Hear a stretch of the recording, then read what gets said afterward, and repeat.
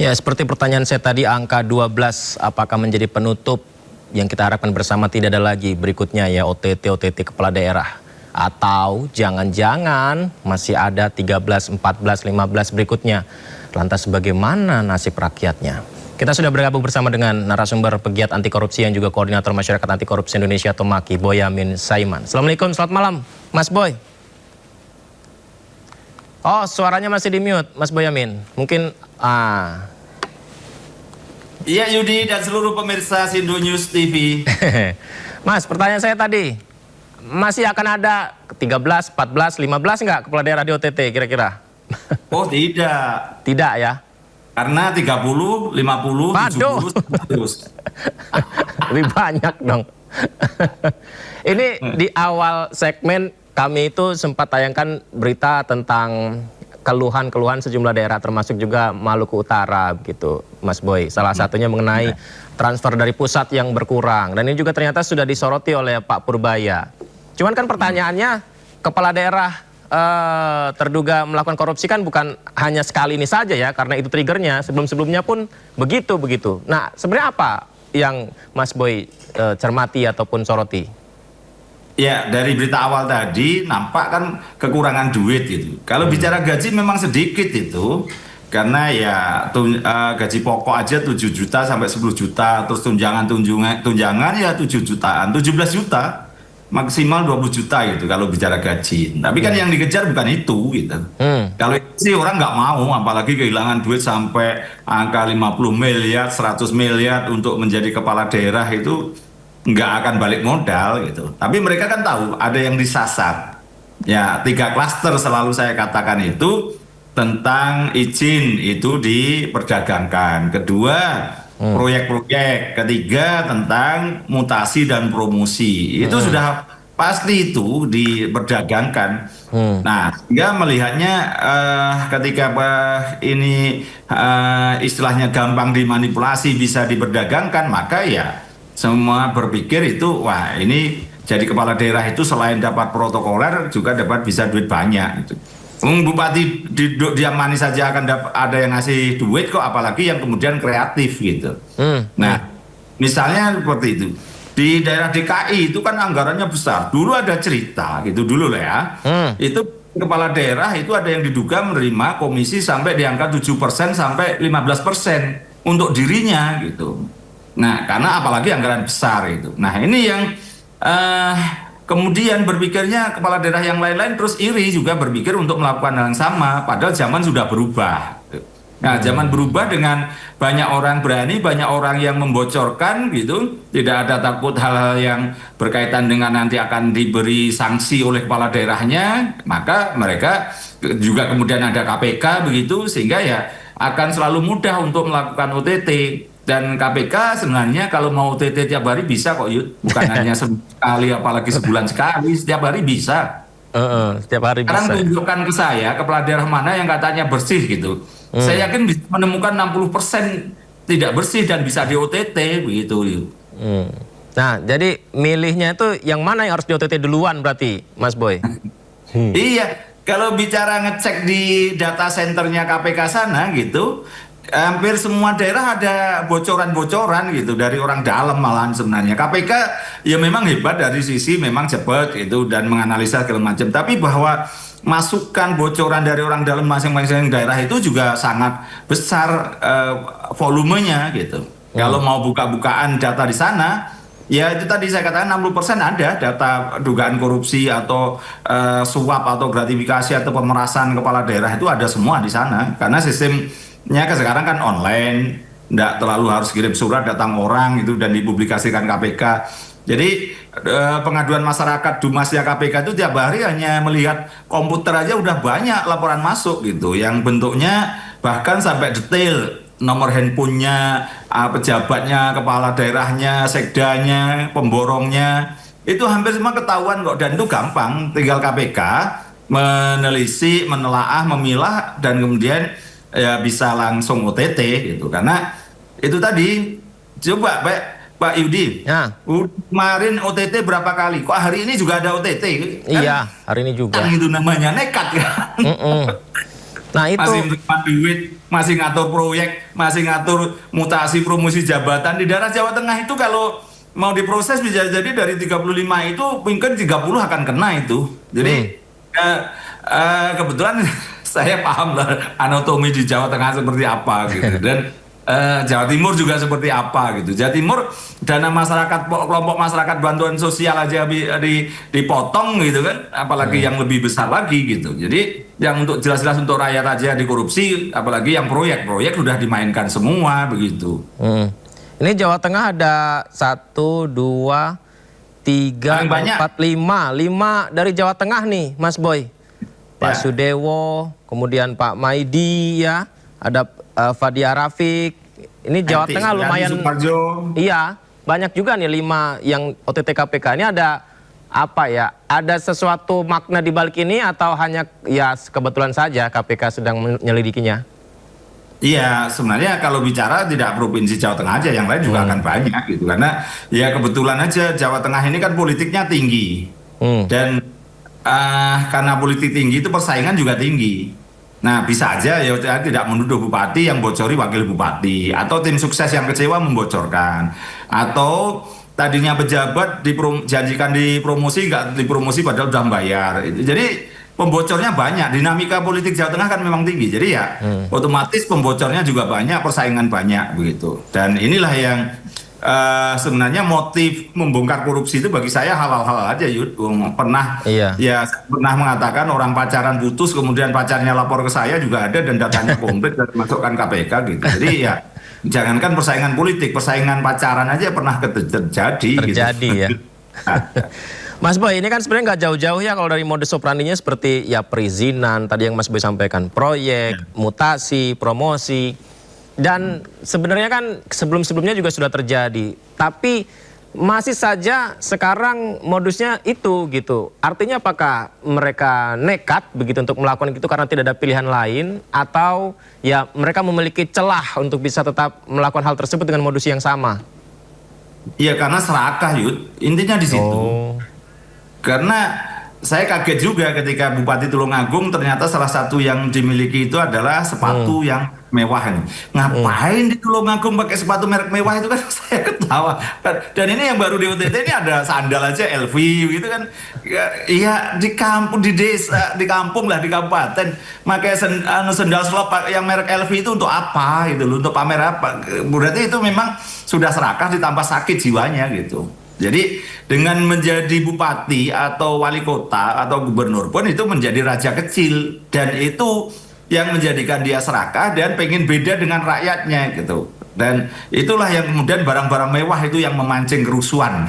Memancing karena nanti istrinya, anaknya juga pengen berpenampilan gitu. Jadi akhirnya malah sesuatu yang memang godaan itu bukan lagi udah level gini loh, Yud. Itu kan awal-awal misalnya tahan godaan, kedua kemudian tidak tahan godaan, ketiga minta digoda, yang berikutnya keempat terakhir ini melakukan pemerasan, memaksa bawahannya untuk setor, proyek untuk setor gitu.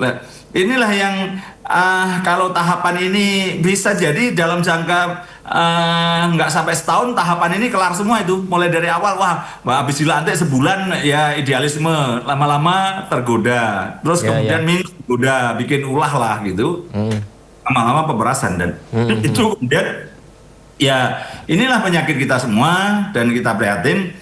Makanya kemarin saya selalu mengusulkan ya udah kepala daerah dihilangkan aja kewenangannya. Kalau mutasi promosi misalnya menjadi badan kepegawaian nasional misalnya yang ngurusi dan seleksinya ketat di sana. Terus tender ya harus diawasi oleh LKPP. Karena sampai detik ini mengatur tender ketika jagonya tidak menang ya dibatalin, diulang gitu, terus kemudian nanti dibocori, masih ada, dan itu bukan di daerah, di nasional pun ada, Yud. Jadi tidak ikhlas kira-kira gitu. Kalau tender itu berlangsung fair, transparan dan kompetisi gitu. Mau diatur aja begitu. Ya kadang-kadang memang dari pemborongnya yang pengen diatur dengan melobi-lobi, tapi pejabatnya kalau posisi yang terbalik kadang-kadang mereka malah yang ngatur gitu. Jadi ini di level nasional aja masih seperti itu. Ketika tidak bisa berkompetisi maka dibatalkan, diulang. Kalau jagonya belum menang dibatalkan lagi, diulang atau dikembalikan ke negara gitu. Ya inilah yang menjadikan lama-lama orang supaya apa? Supaya jengkel dan tidak ikut lagi secara kompetisi, akhirnya merapat lagi, ya udahlah tendernya diatur aja gitu. Jadi bukan semata untuk suatu rakyat katanya kampanye untuk kesejahteraan rakyat. Nomor kesekian itu ya? Nomor 29. 29. Oke.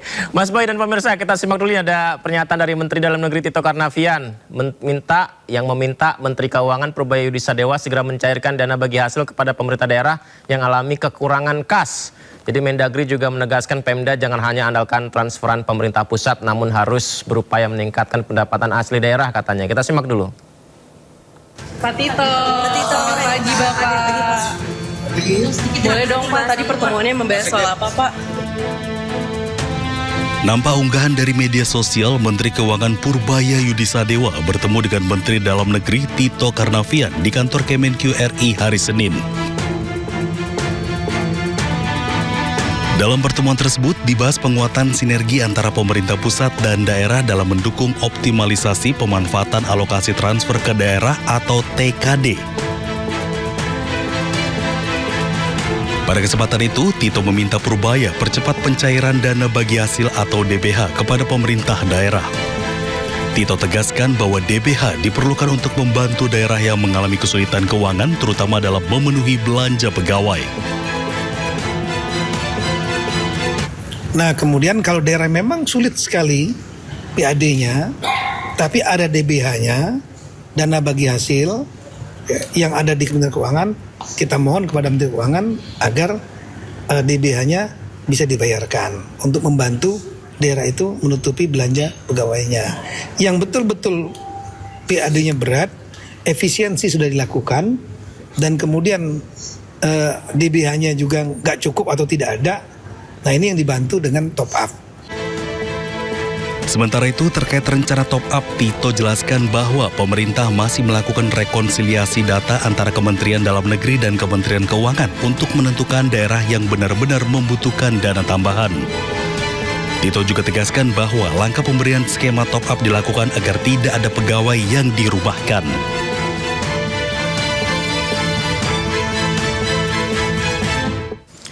Ya, itu tadi ya pemirsa dan Mas Boy. Tadi disampaikan Mendagri wacana top up dana tambahan daerah, meminta dana bagi hasil daerah untuk segera diturunkan Kementerian Keuangan.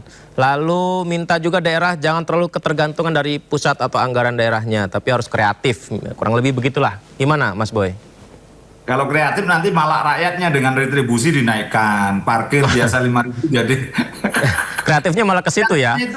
Kreatifnya kreatif yang negatif karena sudah terbiasa gini loh ya, sistem birokrasi kita itu adalah mengoprek anggaran. Jadi kalau disuruh kreatif untuk mendapat pendapatan yang benar dan kreatif itu susah. Nah, tugas mereka itu kan harusnya administratur gitu. Administrasi uang masuk maupun administrasi uang keluar. Tapi berpikirnya ngoprek, saya dapat apa hari ini. Jadi berpikirnya bahkan sudah omset gitu. Hari ini apa atau ngoprek apa, dapatnya berapa, baik yang perizinan maupun yang proyek tadi gitu. Atau berkaitan dengan mutasi promosi. Nah, ini yang memang menurut saya gitu, kita harus berlakukan undang-undang perseroan terbatas. Kalau mereka tidak mampu menyelenggarakan kehidupan pemerintahannya, ya harus diamputasi, pengurangan pegawai, ya biar dimaki-maki pegawai yang dikurangi begitu kepala daerahnya. Karena kampanye selalu mengatakan bahwa mereka akan mensejahterakan, akan anti korupsi, akan efisiensi, kan selalu begitu. Selalu gitu, begitu. Kan? Ya. Mas Boy, untuk itu, tadi saya ngomong-ngomong dengar yang Mas Boy bilang soal apa tadi ya, pakai sepatu mahal. Itu sekarang netizen kreatif loh Mas Boy. Sampai setiap pejabat daerah atau keluarganya itu difoto, dicek harganya, diupload di media sosial, dikomentarin. Bahkan ada yang ke luar negeri statusnya itu disorotin begitu. Itu termasuk cerdas ya netizen kita ya untuk mengawasi, dan selalu hal yang seperti itu sebenarnya mencurigakankah Mas Boy? Iya. Ya karena kalau bicara gaji berapa sih? Memang bisa ke luar negeri. Ke luar negeri tiket pesawat berapa? nginep hotel berapa? Emang di sana terus kemudian nginep di emperan toko atau di tempat ibadah kan nggak juga gitu. Nggak mungkin mereka mau. Pasti nyari hotel yang bintangnya 5, terus makanan yang enak-enak, terus tempat wisata yang mahal-mahal, kan pasti begitu. Memang niatnya itu mereka posisinya membuat ingin beda dengan rakyatnya. Raja kan gitu, harus berbeda dengan rakyatnya. Kalau rakyatnya nggak makan ya mereka harus makan enak kan itu. Jadi ini yang sifat-sifat serakah beginilah yang menurut saya memang harus diamputasi dengan cara ya itu tadi. Jangan kemudian pemerintah pusat juga jangan memanjakan mereka. Kalau memang tidak punya ya nggak usah di top up gitu. Harus dan tegas begitu malahan. Jadi kenapa? Nanti tetap mereka kreatif kok. Jadi mengoprek anggaran itu sudah levelnya sudah keterlaluan. Misalnya beli plakat atau beli kalender atau beli kertas itu. Yang dibelanjakan ya 60%, itu paling tinggi. Bahkan ada yang di bawah 50%. Misalnya beli plakat 1.000, anggarannya 1.000 itu gitu. Dibelanjakannya 400 gitu, dan yang 600 ya hanya kertas kwitansi seakan-akan dibayar padahal diputar balik gitu. Itu sudah kreatif gitu. Apalagi yang belanja-belanja besar, tender segala macam diatur. Tidak ada yang tender rasanya tidak diatur untuk memenangkan kelompoknya, tim suksesnya, atau orang lain yang bersedia membayar. Izin juga gitu, apalagi izin tambang. Izin ini pemerintah pusat juga setahu saya dulu juga bermain-main begitu gitu. Kalau tidak merapat ya paling tidak segera dikeluarkan izinnya, padahal layak mendapatkan izin. Jadi kreatif gitu loh. Memangnya susah ya Mas Boy ya, kreatifnya bukan yang tadi Mas Boy ceritakan. Maksud saya kan yang diharapkan kan kreatif dalam mengelola perusahaan daerah untuk meningkatkan penghasilannya supaya bersaing dengan swasta, kan itu ya yang sebenarnya yang bisa ya. Apa sulit yang itu Mas? Ya sama aja, BUMN mana ada yang untung baik gitu kan sebenarnya juga nggak ada. Jadi mereka kalau nakal itu karena ya ada yang dicontoh juga gitu. Sekarang kita ngomong daerah gitu, ya pusatnya juga harus dibenahi, diperbaiki. Ya pemberantasan korupsi itu yang utama kan sebenarnya dari pencegahan. Untuk tata kelola pemerintahan yang baik, levelnya itu kan harusnya mencegah tiris dan rembes gitu. Tapi ini kan mencegah bocor Mas Ian, bahkan jebol. Berkali-kali saya mengatakan korupsi BTS Kominfo anggaran 10 triliun, korupsinya 8 triliun. Iya. Kerugian itu. Mana ada korupsi kok kerugian 80% itu kalau tidak Indonesia gitu. Kalau nggak Indonesia nggak ada yang begitu ya. Loh, karena tata kelolanya baik gitu. Yang misalnya beberapa daerah gitu, yang saya ingin contohkan berkali-kali adalah di Sindo dan Ainus itu, negara Ethiopia yang tahun 85 sebelum tahun 90 kelaparan, kita zaman kecil sekali itu, ya lagunya Iwan Fals itu populer. Sekarang pasti nggak populer karena 10 tahun terakhir kepala pemerintahannya, presidennya itu amanah, dipilih rakyat dengan demokratis, sangat anti korupsi.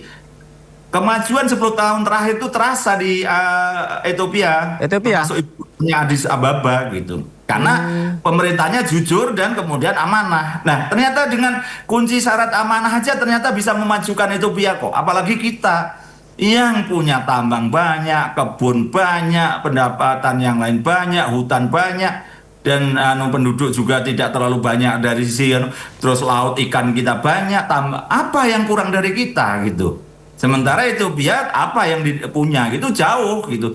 Nah inilah yang kemudian apalagi kalau kita melihat Singapura tak punya apa-apa tapi tata kelola pemerintahnya baik, dipercaya orang investasi ke sana semua.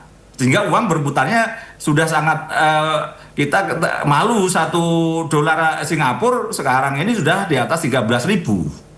Padahal Singapura punya apa, Yud? Kan nggak ada. Tapi jangan gitulah kan. Kita Malaysia jangan Malaysia juga. Filipina gitu. Filipina tuh pertumbuhan pernah 7%. Karena apa? Di sana membuat metode yang diberantas korupsi adalah menjaga pemerintahnya baik. Dengan cara apa? Kalau ada suap, pelapornya atau yang memberi itu adalah bersedia buka-bukaan dan apalagi sudah melapor, dilindungi, yang jadi tersangka hanya pejabatnya. Karena apa tujuannya? Untuk membersihkan pemerintahnya. Di kita salah kaprah. Kenapa orang berani menerima suap? Kenapa yang memberi juga kena? Kalau sudah memberi suap tidak tercapai tujuannya, orang memprotes, pengen lapor segala macam, diancam kalau kamu protes membuka ya kamu kena pemberi suap. Dan itu beberapa tempat pernah di Cirebon itu kan yang melaporkan malah pernah jadi tersangka, setelah kita rame baru tidak. Itu karena tujuan kita mau yang kita bersihkan siapa? Nggak jelas sampai sekarang gitu. Apalagi kalau bicara lebih tinggi, undang-undang perampasan aset sejak 2008 undur-undur terus gitu. Kenapa? Ya DPRD-nya oknumnya banyak yang tidak ingin itu disahkan karena akan menggergaji banyak hal gitu. Nah ini yang gampang-gampang aja tidak kita lakukan loh Yud. Jadi mau apa kalau kita berharap ini istilahnya parsial kepala daerah, ya akan begitu gitu. Karena proses-proses yang tidak apalah istilahnya tidak proper, tidak keinginan membuat pemerintahan ini bersih, bebas dari KKN itu hanya slogan. Kenapa? Ya mereka harus menghidupi partainya atau setor kepada partainya. Partai juga mengandalkan dari kader-kadernya yang ada duduk di eksekutif maupun legislatif. Ya bukan lingkaran setan lagi kalau istilah saya nih. Lingkaran setan yang dari raksasa gitu. Waduh. Mas Boy, satu lagi deh pertanyaannya. Kalau ini kan yang berita kita antar kan tentang anggaran yang kurang, terus ada kebijakan mungkin akan ada top up juga yang seperti itu. Nah, apakah artinya serta-merta kalau anggarannya cukup daerah tersebut tidak akan ada korupsi? Enggak juga. Enggak juga ya? Karena memang tata kelola pemerintahan kita masih buruk dan belum ada kelihatan hilal bahwa kita akan memperbaiki diri. Belum ada. Hilalnya belum kelihatan ya? Belum ada kelihatan itu niat untuk memperbaiki diri itu belum ada. Justru makin parah iya. Gitu. Jadi KPK ini makanya saya ngomong itu berburu di depan di dalam kebun binatang. Tiap hari akan bisa kena. Tinggal mau yang mana gitu aja. Nah, tapi juga saya kritik KPK. KPK justru rajin OTT di bupati-bupati ini ya mereka jiper karena sudah makin menurun kualitasnya karena apa? Tidak berani yang besar. Hanya kalau yang dua terakhir ini ya, yang MBG itu sudah pernah dilaporkan KPK, tidak ditangani. Kemudian ditangani Kejaksaan Agung. Terkait dengan Febri Ardiansah, pernah bahkan saya ikut melaporkan di pertengahan 2024, tidak ada respon. Terus kemarin diajak supervisi di Polda Metro Jaya kabur, gitu kan? Nah ini saya ya sebenarnya kepala daerah harus ditangkap karena suap, tapi kemudian jangan kemudian ini jadi target utama gitu ya. Sekedar kerja biar dianggap kerja terus menangkapi bupati-bupati yang besar nggak berani. Banyak kasus mangkrak, EKTP mangkrak, CSR BI juga mangkrak. Di lingkar pusat banyak yang mangkrak, kemudian akhirnya ini alasannya mereka kalau dikejar, lah kami sedang sibuk OTT, maka yang kasus besar-besar akhirnya menjadi terlantar gitu. Wah, ini menarik itu. Menarik itu berarti nanti bisa kita jadikan bahan diskusi lagi ya Mas Boy ya. Mengapa KPK hanya menargetkan sejauh ini daerah-daerah saja OTT-nya, begitu ya? Iya, karena ketakutan mereka nampak sekarang ini bahwa mereka kena remote, takut sendiri. Padahal nggak ada yang menakutkan mereka. Tapi kalau takut beneran karena ada yang menakuti, oke. Ini takut karena ketakutan sendiri gitu. Padahal nggak ada yang perlu ditakutkan, Yud. Lebih parah kan? Memang kelihatan KPK-nya ketakutan, Mas Boy. Lah buktinya dua kasus besar yang terakhir, Febri Ardiansah itu kan penegak hukum. Harusnya itu makanannya KPK. Harusnya kan begitu. Masa kalah dengan polisi bahkan level Polda gitu kan? Nah, kan apa yang terus kemudian saya harus membanggakan KPK saat ini, Yud? Rasanya berat. Ini bukan sebuah kritik yang terpaksa harus dijewer agak keras KPK ini supaya bangun gitu. Bahwa terpaksa saya harus membandingkan, dan ini dua kasus besar terakhir itu harusnya makanannya KPK, tapi mereka seperti jadi penonton. Nah mau apa? Apa harus saya memuji bahwa KPK hebat melakukan OTT? Dan enggak juga gitu. Maka ini yang menurut saya tetap OTT KPK harus, dan itu berikan tim satgas yang sudah ada. Sekarang ada satgas yang lebih besar yang menyasar kasus-kasus besar. Tambang yang saat dirinya saya berharap izin tambang yang katanya merugikan sampai 4 triliun di Kalimantan Tengah itu juga tidak dituntaskan, bahkan diberi SP3.